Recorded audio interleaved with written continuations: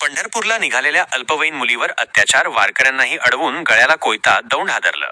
दौंड 1 जुलै 2025 आषाढी वारीच्या आषाढी वारी 2025 भक्तिमय वातावरणात एक अत्यंत धक्कादायक आणि संतापजनक घटना समोर आली आहे. पंढरपूरकडे विठुरायाच्या दर्शनासाठी निघालेल्या वारकऱ्यांना अडवून लुटण्यात आले असून एका अल्पवयीन मुलीवर अत्याचार झाल्याची धक्कादायक घटना दौंड तालुक्यातील स्वामी चिंचोली येथे घडली आहे. या घटनेमुळे संपूर्ण दौंड तालुका हादरला असून वारकरी आणि नागरिकांमध्ये प्रचंड संतापाची लाट उसळली आहे. मिळालेल्या माहितीनुसार पंढरपूरकडे जाण्यासाठी निघालेले काही वारकरी स्वामी चिंचोली येथे चहा पिण्यासाठी थांबले होते.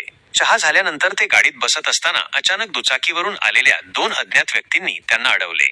यातील एकाने वारकऱ्यांच्या गळ्याला कोयता लावून त्यांना लुटले. यानंतर या दोघांनी एका अल्पवयीन मुलीला काही अंतरावर ओढून नेले आणि तिच्यावर पाशवी अत्याचार केले.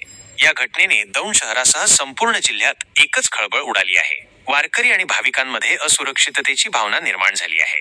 घटनेची माहिती मिळताच दौंड पोलीस ठाण्यात गुन्हा दाखल करण्याची प्रक्रिया सुरू करण्यात आली आहे. पोलीस या अज्ञातांचा शोध घेण्यासाठी युद्धपातळीवर प्रयत्न करत आहेत. मात्र या आरोपींना तात्काळ जेरबंद करणे हे पोलिसांसमोर मोठे आव्हान आहे.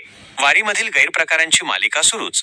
दरम्यान काही दिवसांपूर्वीच ज्ञानेश्वर महाराज पालखी सोहळ्यात चालत असलेल्या काही भाविकांना विठ्ठल दर्शनाचे बोगस पास विकल्याचा प्रकार उघडकीस आला होता. सासवड परिसरात जुन्या पासांवर नवीन डुप्लिकेट पास बनवून ते 100 रुपयांना विकण्यात आले होते.